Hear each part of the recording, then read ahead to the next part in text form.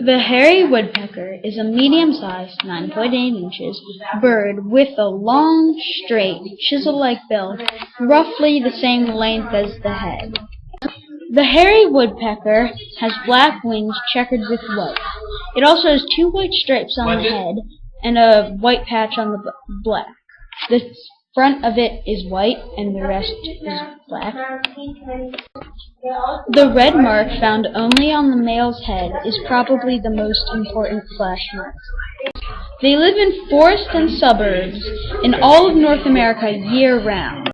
More than 75% of the woodpecker's diet is insects. In fact, this woodpecker helps to stop insect infestations. The remaining food is seed and fruits. This is the call. The what?